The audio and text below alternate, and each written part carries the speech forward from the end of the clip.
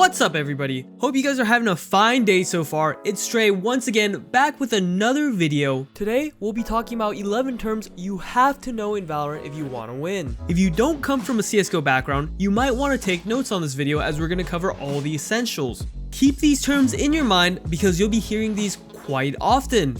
As you all know, we always have our question of the day to start off our video. Our question today is, what do you think of Riot adding 6 agents per year? I personally feel like that might be a little too much, as balancing and power creep might become a big issue as we've seen in other games. From what I have seen though, the Valorant dev team has been doing such a great job on balancing things, but as more and more agents and abilities come out, it's going to make that job a lot more difficult. I do think it's doable and the game is currently in a good state, but with more additions, I hope they don't change the dynamic too much that strays away from the game we know and love. Let me know what you're thinking in the comments below. Diving straight into our video, first up on the list is entry fragging. This is something teams always want to have on their squad on the offensive end. Entry fragging is the act of leading your team to clear a hot zone and take first contact when executing into an important area of the map or site with the team. Entry fraggers are normally the most aggressive players on the team, looking to make plays and opening up the round for their team through first bloods. They're the ones pressing W and have the most risk of dying. Normally they are a duelist such as Phoenix or Jet, but actually any agent can do it, just duelists tend to be a little bit better at it. Now I do want to make a distinction between entry fragging and getting a pick, as they are a little different. Entering normally implies you're moving forward into an important part of the map or bomb site and opening it up by killing a defender. Picks on the other hand can open up spike sites or areas, but generally picks happen further away, so it's harder to capitalize on them. If you are a more inexperienced player, remember not to get stuck in choke points and push W. It's better that you give the team a chance by going in first onto the site rather than getting stuck and dying altogether in the choke.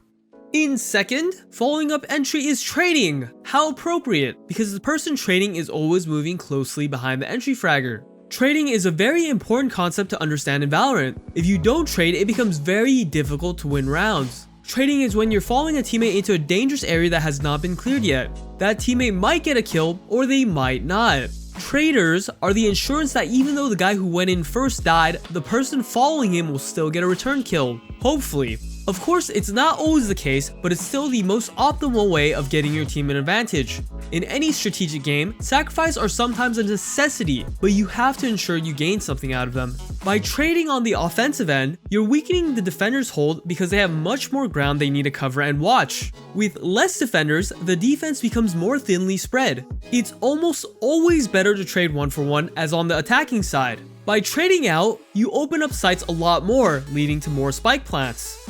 And after you get the spike down, you need to get in position for the post plant, which is third on the list. After you plant, well, it's called the post plant because it's after the plant. It's pretty intuitive. But what's not intuitive is that after you plant, you need to get into a favorable spot that will secure you the round. They normally refer to this as a post plant position.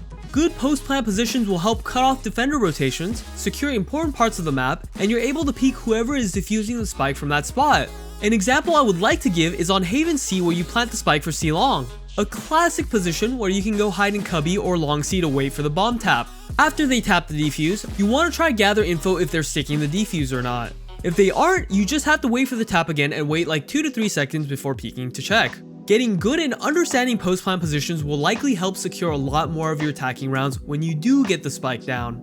And coming in number 4, it's the eco, short for economy round. This is a very standard term you have to know because coordinating buys in Valorant is so important. You don't want to be that guy that keeps buying and can never afford full equipment on your team's buy round. Eco rounds are necessary because you want to save up for a coordinated buy with better guns such as assault rifles and operators. In lower elo, it might not matter as much for what gun you use, but the higher up you go, you'll notice assault rifles are prevalent for a reason.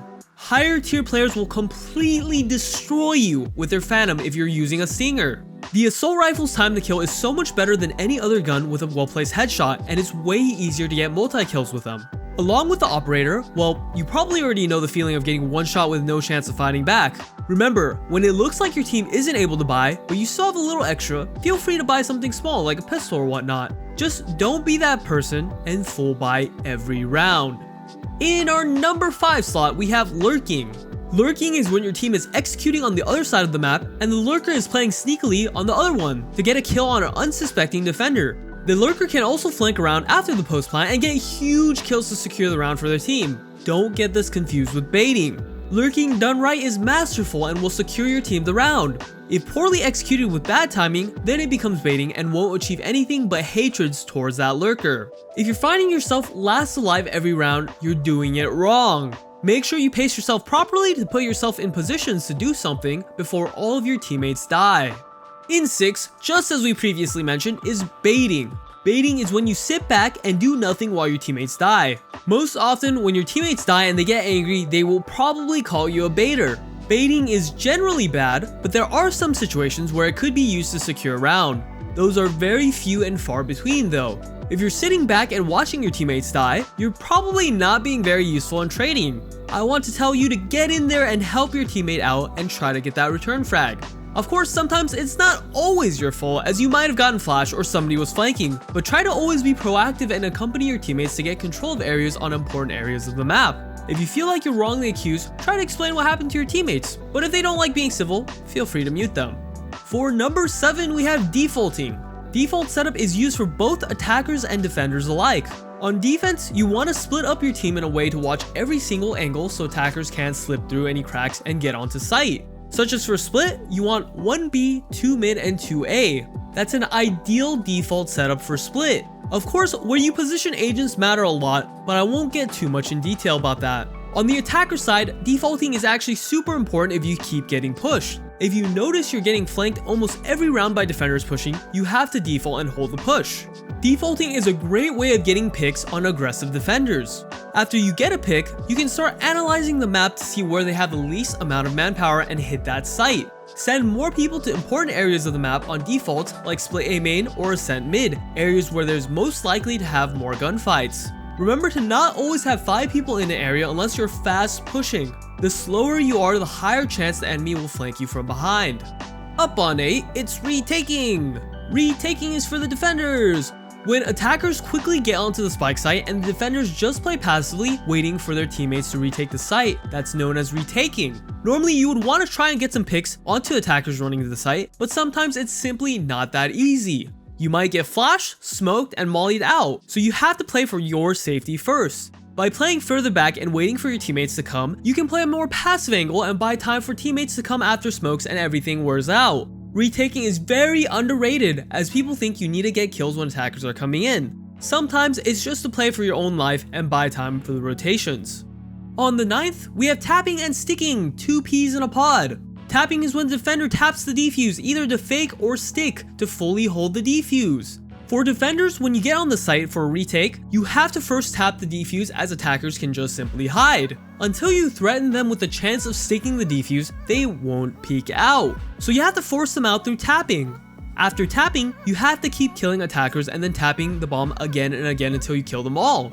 Of course, there are some occasions where you can fully stick it, but for the most part, the ideal situation most of the time is probably to get the defuse to half on the bar and then trying to kill the remaining opponents. For the attackers, if defenders are tapping the bomb, you can use utility to clear them off of it. There are a lot of ways to clear the diffuser. Mollies from Brim, Phoenix, and Viper are great ways to deter defenders and buy time for the spike to explode, as well as something like Cypher Spycam that can check if they are sticking the defuse or not. There are also a lot of ultimates that can stop the defuse. Some agents that are great for stopping the defuse with their ultimate are Breach, Sova, Raze, and Brimstone. And for our 10th, we have rotations. Rotations is when you have to switch position to another part of the map.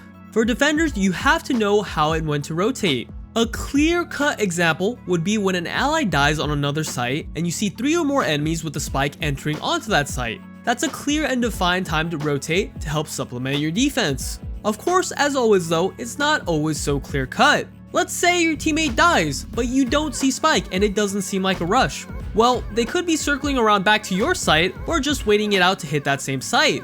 Very hard to say unless you have more information like a teammate pushing an area or you spot all of them with Sova drone or Cypher cam. For the most part, when you want to rotate, it depends on 3 factors. If you see the spike, 3+ enemies, or you see a lot of ultimates being used. At the same time though, if you don't see the spike, you might still want to have a dedicated person at each site. If it looks like your teammate is rotating and nobody has died yet, you should still be guarding around your site as there could be a lurker trying to sneak their way in. Switching on to the attacking side, generally you want to rotate when you're getting stuffed by abilities. Examples would be like when you're trying to enter the bomb site, but you're getting stopped by ultimates, smokes, and sage slow. You pretty much have to wait those out unless you have a death wish. Through the time waiting for those utility to run out, you might be able to rotate away and reset to maybe hit another site. Rotating is very effective as it makes opponents stay on their toes and keeps them guessing. And you also might be able to punish a flanker pushed up. And you might have thought the last one was the last one, but we actually have a bonus term you hear quite often. You might have heard this occasionally with gush or dinked. If you gush or dink someone, it means you hit a headshot and they are heavily hurt. Of course, in this game, they can always run back to their stage. Remember, when you do big damage to somebody, always call it out. It'll allow teammates to go for body shots, and if you're on the attacking side, it'll give you a window to hit the site as the defender gush will have to rotate for heals. And there you go, 10 terms you need to know in Valorant if you want to win completed. Thank you guys always for sticking around, and we hope you enjoyed and learned from our video. Please consider liking and subscribing to support our work and if you want to see more videos in the future. We also love reading your comments below, so make sure to answer our question of the day and leave a nice comment if you like. Again, my name is Stray and I hope you guys have a wonderful day or night. Catch y'all later, see y'all next time. Peace out, folks.